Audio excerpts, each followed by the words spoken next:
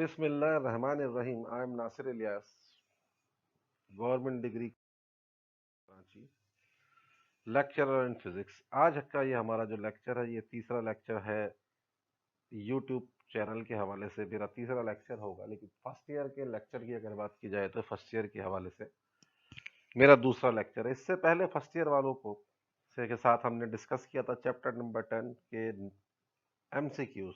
जो geometrical optics का हमारा चैप्टर था, उसको हमने डिस्कस किया था। उससे रिलेटेड हमारे एमसीक्यूज आप लोगों ने डिस्कस किए, उसके मुतालिक क्वेश्चंस किए, जो भी सवाल थे उसके जवाब हुए। अब हम डिस्कस कर रहे हैं चैप्टर नंबर 5 जो आपकी बुक में है, और उस चैप्टर का नाम है torque, equilibrium and angular momentum. उससे रिलेटेड एमसीक्यूज जो पिछले सालों में आए हुए हैं, हम उनको डिस्कस करेंगे और आपसे उसके मुतालिक कोई कंफ्यूजन होगी तो बात करेंगे। हमारा जो पहला एमसीक्यूज है चैप्टर नंबर 5 के हवाले से, अगर हम देखते हैं क्या, the two forces which are equal in magnitude but opposite in direction and not acting along the same straight line forms a, क्या चीज बनाती है? अगर दो फोर्सेस जो आपस में इक्वल हो मैग्नीट्यूड में और डायरेक्शन उनकी अपोजिट हो, एक ही लाइन पर एक्ट कर रही हो लेकिन एक ही पॉइंट पर एक्ट नहीं कर रहे हो, ये क्या चीज होती है? आपने बहुत अच्छी तरह पढ़ा हुआ है। सर्किल तो नहीं हो सकता। कपल आपने पढ़ा हुआ है। कपल क्या ये हो सकता है? इस पर जरा गौर कीजिए। कपल हो सकता है या नहीं हो सकता? पावर भी नहीं हो सकती। Power is a quantity, torque is a quantity. क्या ये सर्किल बनता है या कपल बनता है? तो हमने कपल एक पढ़ा हुआ है कि कपल ऑफ अ फोर्स की डेफिनेशन आपके पास क्या है कि जब when two forces of equal magnitude acting in opposite direction but not along a same line of action forms a couple. तो इसके राइट आंसर हमारे पास होगा कपल। तो राइट आंसर हमारे पास है कपल। अगर हम इस तरह से बात करते हैं, एक दूसरा क्वेश्चन जो कि the point which describes the motion of the whole system और बॉडी नॉन एज द, एक ऐसा पॉइंट जो पूरी बॉडी की, पूरी सिस्टम की मोशन को डिस्क्राइब करता है, वो क्या कहलाता है? आपने centre of mass, centre of gravity, inertia, moment of inertia, आपके जहन में क्या आता है? क्या ये सेंटर ऑफ ग्रेविटी हो सकता है? क्या ये सेंटर ऑफ मास हो सकता है? क्या ये इनर्शिया हो सकता है? क्या हम कह सकते हैं कि मोमेंट ऑफ इनर्शिया है? अगर आप इस पे गौर करें तो आपने सेंटर ऑफ मास की डेफिनेशन पढ़ी हुई है। सेंटर ऑफ मास क्या होता है? ये एक ऐसा पॉइंट होता है जो डिस्क्राइब करता है motion of the whole body. ये आपने बहुत अच्छी तरह पढ़ा है। तो इसका राइट आंसर हमारे पास होगा सेंटर ऑफ मास, यानी कि राइट, सेंटर ऑफ मास। तीसरे एमसीक्यू की तरफ चलते हैं। If second condition of equilibrium is satisfied, body will be in, body कौन से इक्विलिब्रियम में होगी? सबसे पहले आप इसके ऑप्शंस देख लेते हैं कि ट्रांजिशनल इक्विलिब्रियम में होगी, या लीनियर इक्विलिब्रियम जिसको कहते हैं, रोटेशनल इक्विलिब्रियम में होगी, वाइब्रेशनल इक्विलिब्रियम में होगी, या स्टैटिक इक्विलिब्रियम में होगी। सेकंड कंडीशन ऑफ इक्विलिब्रियम क्या होती है? सेकंड कंडीशन ऑफ इक्विलिब्रियम ये कहती है, if the sum of all torque acting on a body is equal to zero, the body will be in rotational equilibrium. अगर आप डेफिनेशन पे जाते हैं तो आपको इसका जवाब इजीली मिल जाता है, रोटेशनल इक्विलिब्रियम इसका आंसर होगा। Right answer is B, rotational equilibrium. अब हम चौथे एमसीक्यूज की तरफ आते हैं। Larger the moment arm the greater will be the axis of rotation, torque, linear momentum, velocity. Moment arm, axis of rotation हमारे पास एक फिक्स पोजीशन का नाम होता है, वो किसी भी सूरत में चेंज नहीं होती, कम या ज़्यादा होने की बात नहीं हो सकती। लीनियर मोमेंटम का जिक्र यहाँ पे नहीं हो सकता। Larger the moment arm. अच्छा, टॉर्क की डेफिनेशन आपके पास क्या होती है? Torque is the product of force end moment arm. अगर हम मोमेंट आर्म बढ़ा दें तो क्या टॉर्क पे असर पड़ेगा? टॉर्क पे असर पड़ेगा, टॉर्क हमारा बढ़ जाएगा। तो इसका भी राइट आंसर मेरे ख्याल से बी ही होना चाहिए। Right answer is B, torque. अगले एमसीक्यूज की तरफ आते हैं। The centre of mass of a system of a particle. Centre of mass आपको पता है कि क्या होता है? जो डिस्क्राइब करता है motion of a whole body. Coincide with the centre of gravity the uniform gravitational field. ये आपके पास कॉन्साइड करता है यूनिफॉर्म ग्रेविटेशनल फील्ड के साथ में, कॉन्साइड करता है सेंटर ऑफ ग्रेविटी के साथ इन अ यूनिफॉर्म ग्रेविटेशनल फील्ड में। क्या ऐसा होता है? कभी कोइंसाइड ही नहीं करता सेंटर ऑफ मास और सेंटर ऑफ ग्रेविटी। क्या ऐसा हो सकता है? या अगली बात ये दी जा रही है coincides with the center of gravity in non uniform gravitational field. चौथी बात की जा रही है always coincide with the center of gravity। अगर आप इसको देखते हैं सेंटर ऑफ मास जब पढ़ते हैं, इसका अगले पेज पे जब आते हैं, पेज नंबर 142 पे देखते हैं कि सेंटर ऑफ मास और सेंटर ऑफ ग्रेविटी एक ही सूरत में कॉन्साइड करते हैं, और वो सूरत ये है कि जब यूनिफॉर्म ग्रेविटेशनल फील्ड होगी। तो हमारे पास coincide with the centre of gravity in uniform gravitational field, पहला ऑप्शन इसका बिल्कुल करेक्ट होगा। Coincide with the centre of gravity in uniform gravitational field. हम छठे एमसीक्यूज की तरफ आते हैं। If the axis of rotation does not passes through the body the rotatory motion is said to be. अगर एक्सिस ऑफ रोटेशन, आपके पास दो तरह की रोटेटरी मोशंस, दो तरह की टाइप्स होती है रोटेटरी मोशन की। एक होती है स्पिन मोशन, एक होती है ऑर्बिटल मोशन। अगर एक्सिस ऑफ रोटेशन बॉडी के अंदर से पास हो रहा होता है तो वो स्पिन मोशन कहलाती है, और अगर उसमें से पास नहीं हो रहा होता तो वो ऑर्बिटल मोशन कहलाती है। यहाँ पे सवाल हमारा है, if the axis of rotation does not pass through the body the rotatory motion is said to be orbital motion. I think the right option will be orbital motion. Oscillatory motion की बात नहीं हो सकती, vibratory motion की बात नहीं हो सकती। ऑसिलेटरी और वाइब्रेटरी मोशन दोनों आपके पास थोड़ा सा एक डिफरेंस होता है, लेकिन यहाँ पे रोटेशन का जिक्र हो रहा है तो रोटेटरी मोशन के अंदर स्पिन और ऑर्बिटल ही आती है। तो इसका राइट ऑप्शन आपके पास ऑर्बिटल मोशन ही होगा, ऑर्बिटल मोशन। एमसीक्यूज नंबर 7 पे आते हैं। A body is said to be in uniform equilibrium when it is moving in a circular path। जब ये सर्कुलर पाथ में मूव हो रही हो, ये कुछ बात समझ में नहीं आती। It is moving with uniform velocity, uniform velocity से मूव हो रही हो, ये बात तो समझ में आती है। It is at rest accelerated by an external force. आपके पास यूनिफॉर्म इक्विलिब्रियम की बात हो रही है। यूनिफॉर्म इक्विलिब्रियम में बॉडी कब होती है? जब बॉडी मूव हो रही है लेकिन कांस्टेंट ये यूनिफॉर्म वेलोसिटी से एक्सेलरेशन जीरो हो।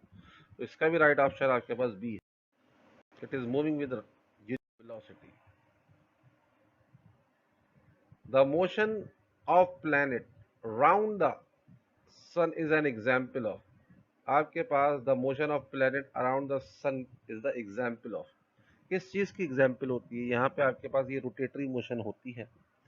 एक्सिस ऑफ रोटेशन बॉडी के सेंटर से पास नहीं हो रहा, बॉडी के सेंटर से बाहर है। तो मेरे ख्याल से right option will be orbital motion. तो यहाँ भी बी ही ऑप्शन नजर आता है हमें, ऑर्बिटल मोशन। अगर हम orbital motion, when the net torque acting on a body is zero, which of the physical quantity will be constant? Linear momentum, angular momentum, force या energy? Law of conservation of angular momentum आपके जहन में है कुछ? The rate of change of angular momentum is equal to torque. यानी कि जब body पे एक्ट करने वाला टॉर्क जीरो हो जाए तो क्या चीज कांस्टेंट होगी आपके पास? Angular momentum. तो ये आपके पास law of conservation of angular momentum की सिर्फ स्टेटमेंट अगर पढ़ ली जाए तो ये बात समझ में आ जाती है। तो इसका भी राइट ऑप्शन हमारे पास एंगुलर मोमेंटम ही होगा। Motion of a paratrooper is an example of. Motion of a paratrooper हमारे पास किस चीज की एग्जाम्पल होती है? स्टैटिक इक्विलिब्रियम की, डायनामिक इक्विलिब्रियम की, रोटेशनल इक्विलिब्रियम की, या इन तीनों की? इन तीनों की तो एग्जाम्पल ये नहीं हो सकती क्योंकि तीनों डिफरेंट चीजें हैं। स्टैटिक इक्विलिब्रियम का मकसद ये होता है कि बॉडी रुकी हुई हो। डायनामिक इक्विलिब्रियम का मतलब ये होता है कि जब बॉडी मूव हो रही है विद कांस्टेंट वेलोसिटी। तो यहाँ पे हमारा राइट ऑप्शन यहाँ भी इत्तेफाक से बी ही है। तो dynamic equilibrium is the right answer.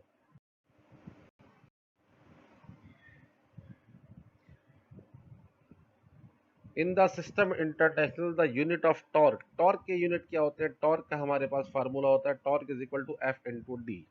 F into D का मकसद ये होता है, एफ के फोर्स के यूनिट हो जाते हैं न्यूटन, और डी यानी मोमेंट आर्म के यूनिट हो जाते हैं मीटर। तो राइट ऑप्शन आपके पास, आपको पहला ही राइट ऑप्शन नजर आ रहा है कि न्यूटन मीटर इसका राइट ऑप्शन है।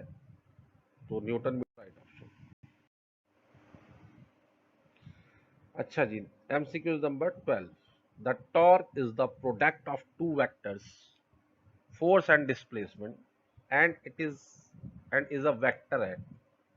ये कह रहा है कि टॉर्क आपके पास एक वेक्टर है जो फोर्स और डिस्प्लेसमेंट या मोमेंट आर्म से निकलता है एफ क्रॉस डी से।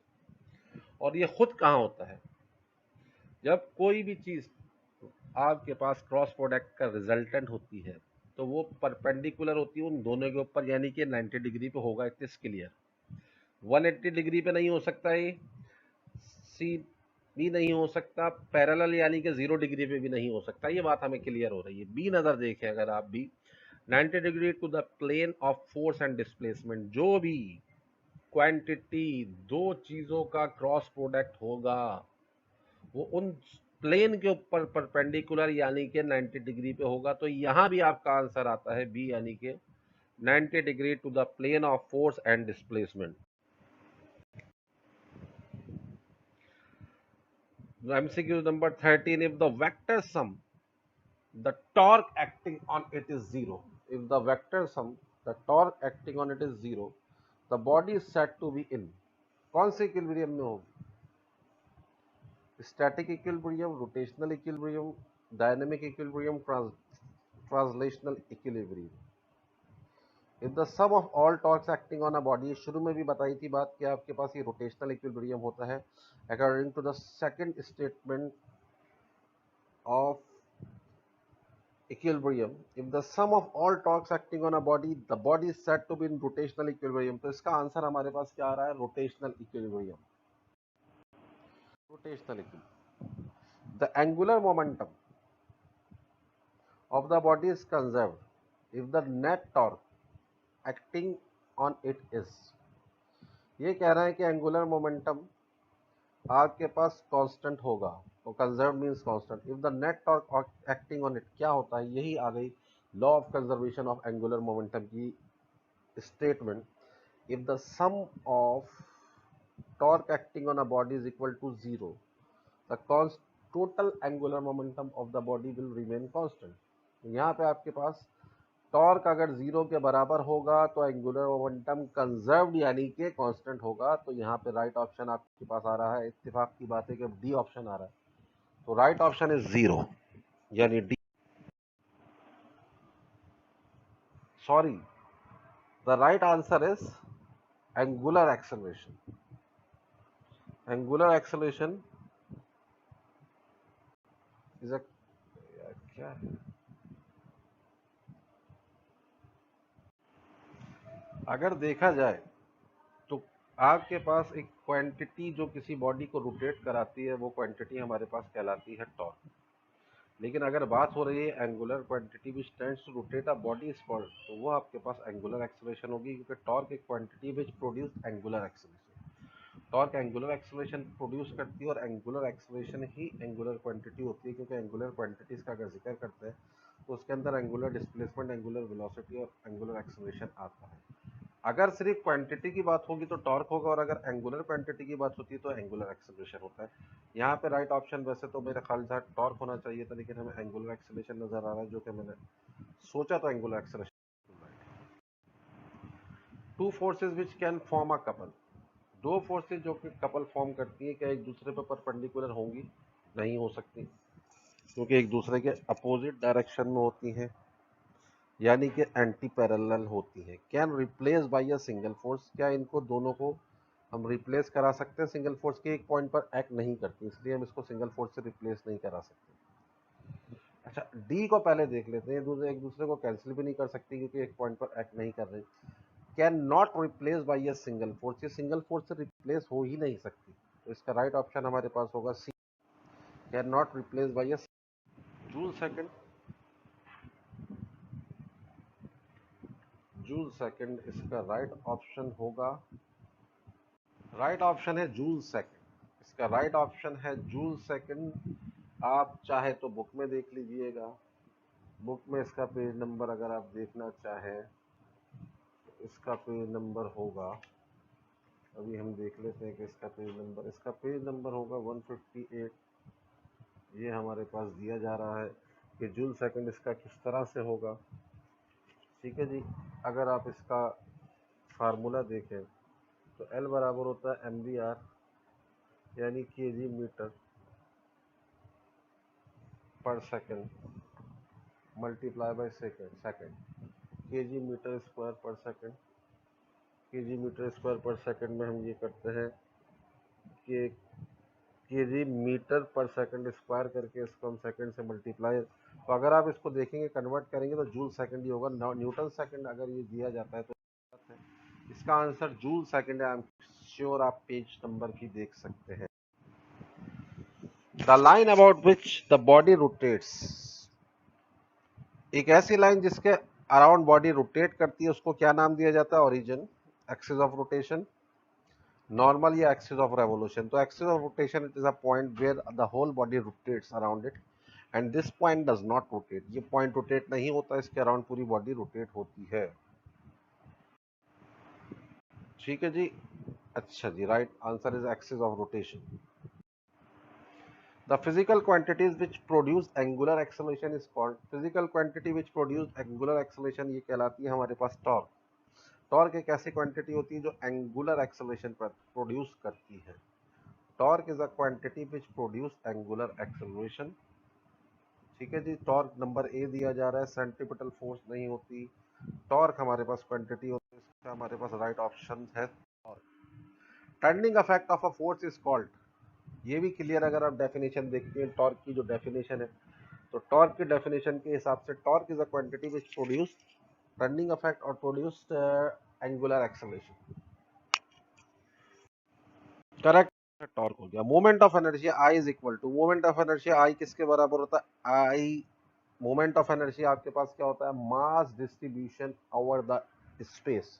मास डिस्ट्रीब्यूशन ओवर द स्पेस ये बराबर होता है आई ओमेगा या एम आर स्क्वायर के बराबर होता है। एम आर स्क्वायर इसका राइट ऑप्शन होगा, M R square. The rate of change of angular momentum, it is the definition. According to the definition of law of conservation of angular momentum, rate of change of angular momentum is equal to torque. So the right option will be B. The dimension of torque, torque की dimensions क्या होगी? Torque की dimension मालूम करने के लिए सबसे पहले हम कहेंगे टॉर्क का फार्मूला लिख जहन में लाएंगे। टॉर्क बराबर होता है एफ इंटू डी, फिर एफ की जगह हम एम ए लिखेंगे, एम ए और डी, ये तीन क्वांटिटी हो गई, मास ए एक्सेलरेशन डी मोमेंट आर्म या डिस्प्लेसमेंट। फिर हमने मास की यूनिट लिखी के जी, एक्सेलरेशन के लिखे metre per second square, displacement के लिखे मीटर, तो K G metre square per second square यानी M L square T minus two. तो यहाँ भी इसका बी ऑप्शन नजर आता है हमें, M square T minus two का। हम बात कर रहे हैं 25th MCQ, the angular momentum of a particle changes from 0 to 720 joule second in 4 second. 4 second के अंदर ये 0 से 720 जूल सेकंड तक जाती है इसकी वैल्यू, यानी रेट ऑफ डेल एल किसके बराबर हो गया? 720। टाइम कितना हो गया? डेल टी किसके बराबर हो गया? 4। तो torque is equal to del L upon del T. Del L की जगह 720 रखा और डेल टी की जगह 4 रखा। 720 की जब आप 4 से डिवाइड कराते हैं तो आपके पास 180 आंसर आता है। तो टॉर्क किसके बराबर हो गया? 180 जूल सेकंड, 180 जूल सेकंड। ठीक है जी, टॉर्क आपके पास आ रहा है 180 जूल सेकंड। टॉर्क की यूनिट भी यहाँ पे इन्होंने गलत दिए हुए हैं। टॉर्क की यूनिट होते हैं न्यूटन मीटर और एंगुलर मोमेंटम के यूनिट होते हैं joule. The magnitude of torque of the couple depends upon, the magnitude of torque of the couple depends upon the distance of F from origin. क्या the magnitude of torque of the couple depends upon the distance of force from origin? Torque के अंदर आपके पास couple due to torque के पास दो forces होती हैं, दोनों इक्वल होती हैं, अपोजिट होती है, एक एफ होती है, एक माइनस एफ होती है। डिस्टेंस ऑफ एफ पे डिपेंड नहीं कर सकती, the distance of minus F पे डिपेंड नहीं कर सकती, इनके रेशियो पे डिस्टेंस नहीं कर सकती, दोनों के दरमियान डिस्टेंस पर डिपेंड कर सकती है, the distance between F and minus F. Right option will, correct answer is the distance between F and according to the law of conservation of angular momentum, in order to increase the number of rotations in a rotating body, the moment of inertia should be law of conservation of angular momentum आपके पास क्या कहता है? Law of conservation of angular momentum ये कहता है कि अगर body equilibrium में है, यानी कि बॉडी के ऊपर एक्ट करने वाला टॉर्क जीरो के बराबर है, तो उसका एंगुलर मोमेंटम कांस्टेंट है। एंगुलर मोमेंटम का फार्मूला आपके पास पता है, L is equal to I omega. आपने एक फार्मूला पढ़ा होगा। आई होता है मोमेंट ऑफ इनर्शिया और ओमेगा होता है angular velocity. Angular velocity L is equal to I omega. In order to increase the number of rotation, अगर आप ओमेगा बढ़ाना चाहते हैं तो आई को क्या करेंगे, जबकि L कांस्टेंट रहेगा, तो आपके पास the moment of inertia should decreases. तो आंसर इसका बी होना चाहिए। Torque is also called, torque को कहा जाता है moment of force, not moment of inertia, not moment arm, not momentum. Momentum is something different. Torque is the moment of inertia, force. Torque is the moment of force. Right option is moment of force. The direction of torque and angular momentum is determined by the, कौन से law से आपने देखा था? Law of sine से नहीं मालूम होते। लॉ ऑफ साइन आपके पास एक डिफरेंट होता है, लॉ ऑफ कोसाइन एक डिफरेंट होता है। राइट हैंड रूल से आप मालूम करते हैं। जब भी आप दो चीजों के क्रॉस प्रोडक्ट के डायरेक्शन मालूम करते हैं जो कि परपेंडिकुलर होती है प्लेन के ऊपर, वो राइट हैंड रूल से मालूम करते हैं। So right hand rule is the right option. Balance करती है एयर फ्रिक्शन के जरिए, यही आपके पास ऑप्शन होता है। ठीक है। Gravitational force is balance by his weight. Gravitational force और वेट की डायरेक्शन दोनों की एक ही होती है, तो ये बैलेंस तो नहीं हो सकती बात। Gravitational force is balance by air friction. Air friction आपके पास बहुत एक पावर में आ रही होती है ग्रेविटेशनल, तो पैराशूट ये काम करता है कि ग्रेविटेशनल फोर्स और एयर फ्रिक्शन को बैलेंस करवाता है और एक्सेलरेशन इसका जीरो हो जाता है। तो ये हमारे पास इसका फ्रिक्शन वाला सही है। तो आप लोगों ने यहाँ पे एक दो एमसीक्यूज में कुछ गलतियां हैं बनाने वालों ने, क्योंकि ये वक्त की कमी के वजह से मैं ये नहीं बना सका था, मैंने अपने असिस्टेंट से ये बनवाया था। तो इसमें एक दो गलतियां हैं जो कि मैंने एट द स्पॉट उनको करेक्ट कर दिया, बता दिया आपको, उसमें कोई कन्फ्यूजन की बात नहीं है। नेक्स्ट टाइम इंशाल्लाह आपको ऐसा मौका नहीं मिलेगा। तो आप लोग इनसे मुताल्लिक एमसीक्यूज मेरे ख्याल से आप लोगों के चैप्टर नंबर 5 से बहुत अच्छी तरह से आपने समझ लिए होंगे।